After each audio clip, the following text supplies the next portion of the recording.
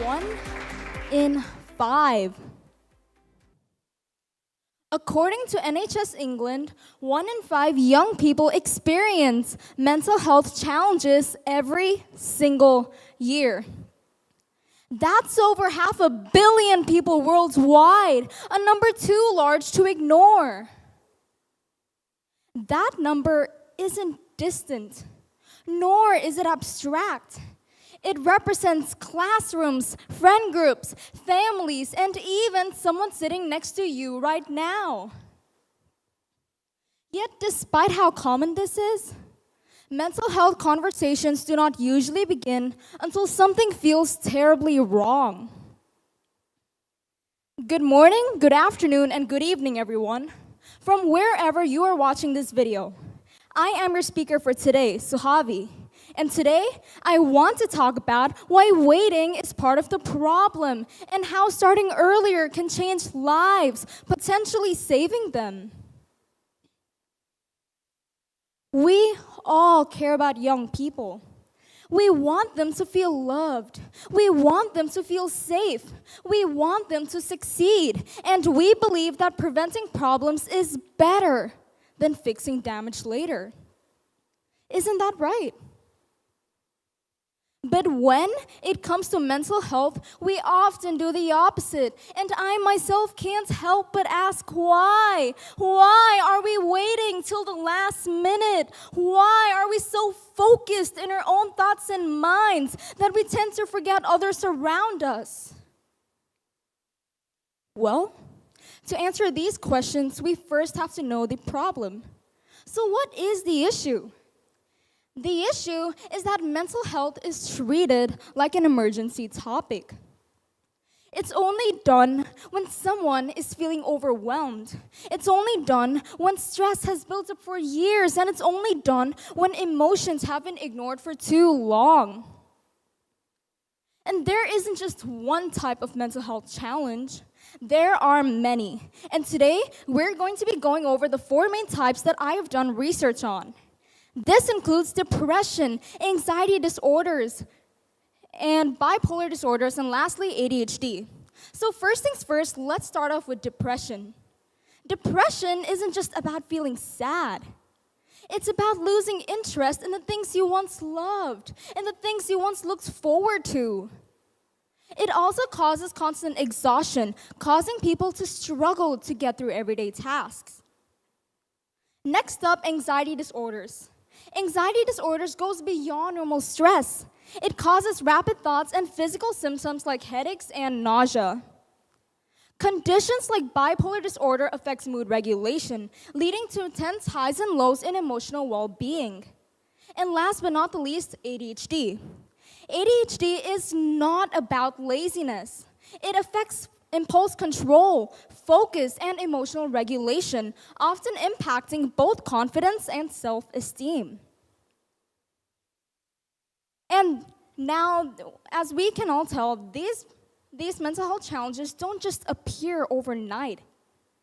They grow gradually, slowly but surely. And that is why waiting for crisis is so dangerous. Many struggles take quite long before they finally become visible. And when they do, the problem feels much bigger to face. So here's the truth. No one is born knowing how to handle emotions.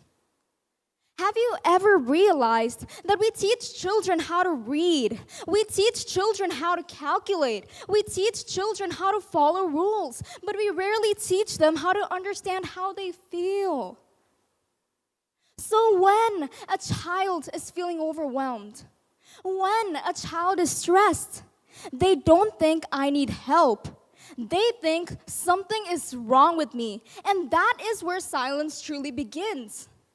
Silence does not mean someone's okay.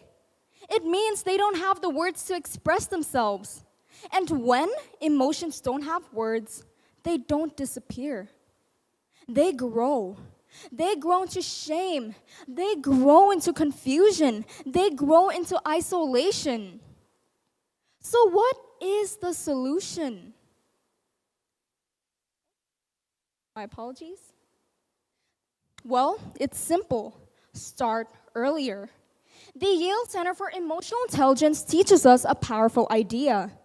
Emotions are information. They help us understand what we need as well as guide our decisions. And when we learn to name them, we gain control over them. But this isn't just about labeling emotions as good or bad. It's about understanding them. Now, teaching emotional awareness early is like teaching a child a language. Once they have the words, they can express themselves. Once they can express themselves, they can seek support. And once they can seek support, they are less likely to suffer in silence. Now, this teaches us that feeling stressed does not mean you're weak. Feeling overwhelmed does not mean you're broken. And asking for help does not mean you've failed. It means you're human. And this is where the SEL program comes in play. The SEL program teaches us how to manage stress, communicate openly, and understand how we feel. Schools around the world that use SEL reports better academic engagement, strong relationships, and improved mental well-being, as proven by the Learning Policy Institute. This, however, doesn't just apply to students or kids. When adults learn to model emotional awareness early, they create school cultures that feel safer and more supportive. This does not require experts in every classroom. It starts small, with adults naming emotions out loud, with schools normalizing regular emotional check-ins, and with conversations that say it's okay to talk about how you feel. Now, imagine this. Imagine a world where a child can say, I'm feeling stressed instead of I'm fine. A world where emotional skills matter just as much as academic ones. A world where stress is noticed before it becomes overwhelming. That world, my friends, isn't unrealistic. It's teachable. So what can each of us do? Start with the way we talk. Instead of asking, are you okay? Ask them, how are you truly feeling? Name your emotions out loud. When you do, you give others permission to do the same thing. And last but not the least, when someone finally opens up, listen without trying to fix everything. Because sometimes being heard is enough. Remember that statistic. 1 in 5. If 1 in 5 young people experience mental health challenges, then one early conversation can make a powerful impact. Let's start talking earlier, not later. Thank you.